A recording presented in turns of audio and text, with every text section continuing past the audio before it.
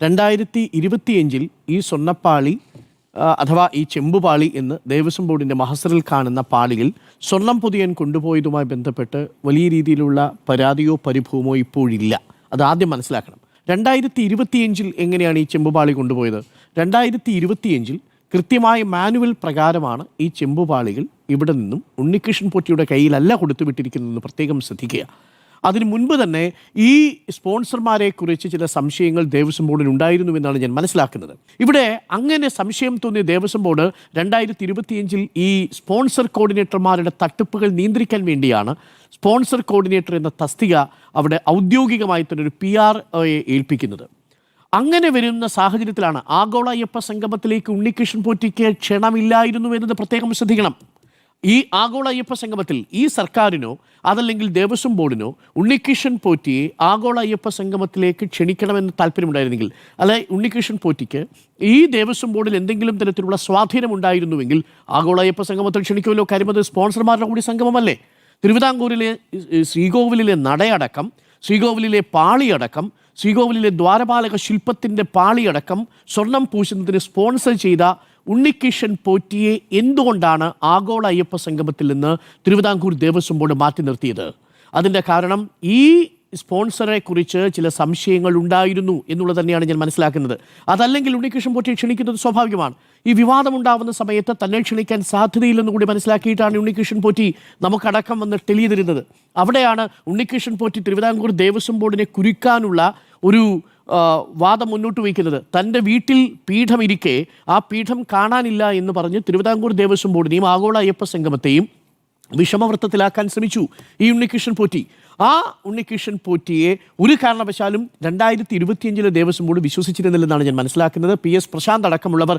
അതുകൊണ്ട് തന്നെ ഈ കഴിഞ്ഞ സെപ്റ്റംബർ മാസത്തിൽ ഈ ചെമ്പുപാളികൾ ചെന്നൈയിലേക്ക് കൊടുത്തുവിടുമ്പോൾ കൃത്യമായ മാനുവൽ അനുസരിച്ചാണ് ആ നടപടിക്രമങ്ങൾ നടത്തിയത്. അന്ന് സന്നിധാനത്തേക്ക് ഈ ചെമ്പുപാളികൾ മഹസർ തയ്യാറാക്കി സെപ്റ്റംബർ മാസം കൊണ്ടുപോയപ്പോൾ തിരുവിതാംകൂറിൻ്റെ ദേവസ്വം ബോർഡിൽ ശബരിമലയിലെ തിരുവാഭരണത്തിൻ്റെ ചുമതലയുള്ള കമ്മീഷണർ ഉണ്ടായിരുന്നു. കൊണ്ടുപോകാൻ വേണ്ടിയിട്ട് മഹസർ എഴുതുന്ന സമയത്ത് അവരുടെ ഒപ്പുണ്ടായിരുന്നു. ശബരിമല AO എന്ന് പറഞ്ഞാൽ ശബരിമല സന്നിധാനത്തിൻ്റെ ഒരു മാനേജർ എന്ന് തന്നെ പറയാം. ശബരിമലയിലെ assistant executive officer, administrative executive officer, Devaswom Smith.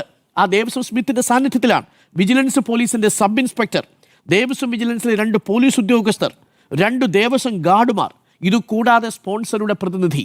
ഇത്രയും പേര് സന്നിധാനത്തു നിന്നും ഉദ്യോഗസ്ഥരുടെ സാന്നിധ്യത്തിലാണ് ഈ 14 പാളികളിൽ 12 പാളികൾ ശബരിമലയിലെ സന്നിധാനത്തു നിന്നും ഇറക്കി 2025 സെപ്റ്റംബറിൽ അത് ചെന്നൈയിലേക്ക് കൊണ്ടുപോകുന്നതും സ്മാർട്ട് ക്രിയേഷൻസിൽ കൊണ്ടുപോകുന്നതും. സ്മാർട്ട് ക്രിയേഷൻസിൻ്റെ അഡ്വക്കേറ്റ് തന്നെ നമ്മളോട് പറയുന്നുണ്ട്, ഈ ഉദ്യോഗസ്ഥന്മാർ ചെന്നൈയിൽ ക്യാമ്പ് ചെയ്താണ് ഈ പാളികളിൽ സ്വർണം പൂശുന്നത്, ഇലക്ട്രോപ്ലേറ്റിങ്ങിന് സാന്നിധ്യം വഹിച്ചത്. അന്ന് ഇളക്കിക്കൊണ്ടുപോയ 12 പാളികളുടെ തൂക്കം കൃത്യമായി രേഖപ്പെടുത്തിയിട്ടുണ്ട്.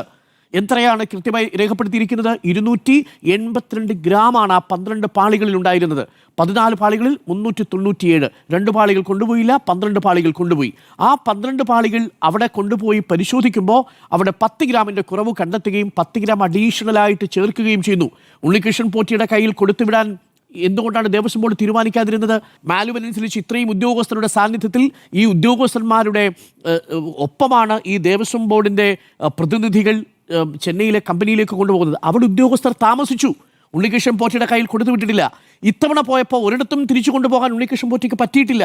കൃത്യമായ മാനുവൽ അനുസരിച്ച് ഉദ്യോഗസ്ഥരുടെ സാന്നിധ്യത്തിൽ മഹസർ തയ്യാറാക്കി ചെന്നൈയിലേക്ക് ഈ ചെമ്പുപാളികൾ കൊണ്ടുപോവുകയും കൃത്യമായി തൂക്കം രേഖപ്പെടുത്തി ആ 10 ഗ്രാമിലുള്ള കുറവ് 10 ഗ്രാം തന്നെ കൂടുതൽ ചേർത്ത് ഇപ്പോൾ 292 ഗ്രാം, 12 പാളികളിൽ 292 ഗ്രാം ആക്കി തിരിച്ച് ആ ചെമ്പുപാളി, സ്വർണം പൂശിയ ചെമ്പുപാളികൾ, ആ ദ്വാരപാലക ശില്പപാളികൾ സന്നിധാനത്തിൽ തിരിച്ചെത്തിച്ചിട്ടുണ്ട്.